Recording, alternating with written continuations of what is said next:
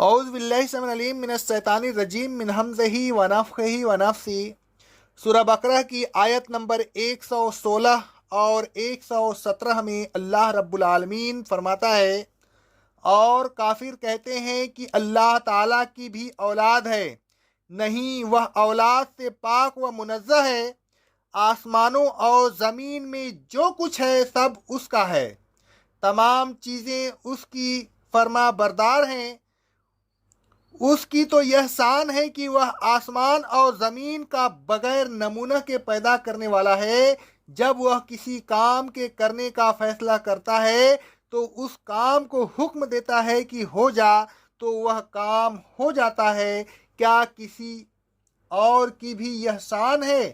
ہرگز نہیں، تو پھر وہ کیسے اللہ کی اولاد بن سکتا ہے؟ یہودی حضرت عزیر علیہ السلام کو اللہ تعالیٰ کا بیٹا کہا کرتے تھے۔ عیسائی حضرت عیسیٰ علیہ السلام کو اللہ تعالیٰ کا بیٹا کہا کرتے تھے۔ اللہ رب العالمین فرماتا ہے سورہ توبہ کی آیت نمبر 30 میں، یہودی کہتے ہیں کہ عزیر اللہ کے بیٹے ہیں، اور عیسائی کہتے ہیں کہ مسیح اللہ کے بیٹے ہیں۔ یہ ان کی منہ کی باتیں ہیں، جو چاہتے ہیں کہہ دیتے ہیں، سچ اور جھوٹ میں تمیز نہیں کرتے۔ پہلے کافروں نے بھی ایسی بات کہی تھی، یہ انہی کے قول کی پیروی کر رہے ہیں۔ اللہ نے ان پر لعنت کر دی ہے، یہ کہاں بہکے ہوئے چلے جا رہے ہیں۔ مشرکین فرشتوں کو اللہ تعالیٰ کی بیٹیاں کہا کرتے تھے۔ اللہ تبارک و تعالیٰ فرماتا ہے سورہ بنی اسرائیل کی آیت نمبر 40 میں، اے مشرکین، کیا تمہارے رب نے تمہارے لیے بیٹے پسند کیے اور اپنے لیے بیٹیاں پسند کی؟ یعنی بقول تمہارے اس نے فرشتوں کو اپنی بیٹیاں بنایا۔ یہ بات جو تم کہتے ہو برائی کے لحاظ سے بہت بڑی بات ہے۔ تقریباً یہی حال دوسری قوموں کا بھی تھا۔ ان کا بھی یہی عقیدہ تھا کہ اللہ تبارک و تعالیٰ کی اولاد ہے۔ اللہ تعالیٰ نے ان سب قوموں کی تردید کرتے ہوئے فرمایا کہ اللہ اولاد رکھنے سے پاک ہے۔ اس کی تو یہ شان ہے کہ وہ آسمانوں اور زمین کا ایسی حالت میں پیدا کرنے والا ہے کہ پہلے کہیں ان کا نمونہ موجود نہیں تھا۔ وہ ایسا قادر و مطلق ہے کہ جو چاہے کر سکتا ہے، جس چیز کو چاہے پیدا کر سکتا ہے۔ اس کے کن کہتے ہی ہر چیز وجود میں آ سکتی ہے۔ بھلا ایسے خالق اور ایسے قادر کی اولاد ایسی کمزور کہ نہ کچھ پیدا کر سکے اور نہ اپنے ارادے پر قادر، کسی کے نفع و نقصان کی مالک، بلکہ اپنے نفع و نقصان کی بھی مالک نہیں۔ افسوس ہے کہ ایسے کمزور مخلوق کو اللہ تبارک و تعالیٰ کی اولاد بنایا جاتا ہے۔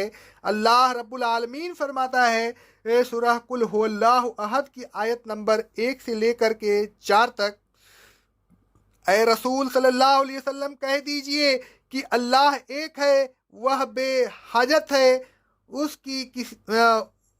اسے کسی چیز کی ضرورت نہیں، نہ اس کی کوئی اولاد ہے اور نہ وہ کسی کی اولاد ہے، اور نہ کوئی اس کا ہمسر ہے۔ آگے اللہ رب العالمین فرماتا ہے سورہ مریم کی آیت نمبر 88 سے لے کر 95 تک، کافر کہتے ہیں کہ اللہ کی اولاد ہے۔ اے رسول صلی اللہ علیہ وسلم ان سے کہہ دیجئے کہ یہ تو بہت بری بات ہے جو تم کہہ رہے ہو، اور اے رسول صلی اللہ علیہ وسلم، یہ لوگ رحمان کی اولاد بنا کر اتنی بری بات کہہ رہے ہیں کہ قریب ہے کہ اس بات سے آسمان پھٹ جائے، زمین سک ہو جائے اور پہاڑ ٹکڑے ٹکڑے ہو کر گر پڑے۔ رحمان کے شایان شان نہیں کہ اس کی اولاد ہو، رحمان کے سامنے تو آسمان اور زمین کے تمام لوگ غلام بن کر آئیں گے۔ بھلا غلام بیٹا کیسے بن سکتا ہے؟ اللہ نے ان سب کو گھیر رکھا ہے اور ہر ایک کو گن رکھا ہے، اور یہ سب قیامت کے دن فردن فردن اللہ کے دربار میں حاضر ہوں گے۔ سورہ صافات کی آیت نمبر 151 اور 152 میں اللہ رب العالمین فرماتا ہے، خبردار ہو جاؤ، بڑی جھوٹی بات ہے جو یہ لوگ زبان سے نکال رہے ہیں، وہ یہ کہ اللہ کے اولاد ہے، ہرگز نہیں، بے شک یہ لوگ جھوٹے ہیں۔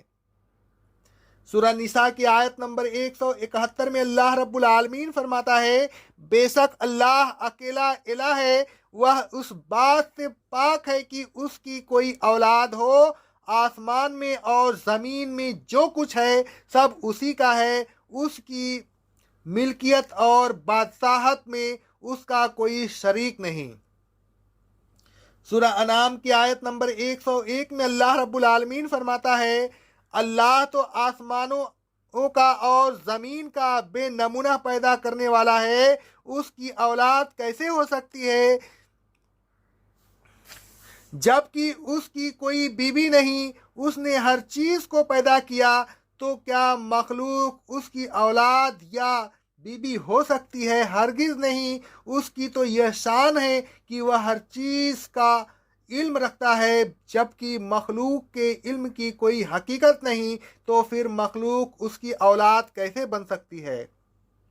سورہ مریم کی آیت نمبر 35 میں اللہ رب العالمین فرماتا ہے، اللہ کے شایان شان نہیں کہ کسی کو بیٹا بنائے، وہ پاک و منزہ ہے اس بات سے کہ اس کے کوئی اولاد ہو، وہ تو ہے شان کا مالک ایک ہے کہ جب کسی چیز کا فیصلہ کرتا ہے تو اس سے کہتا ہے ہو جا، وہ ہو جاتی ہے۔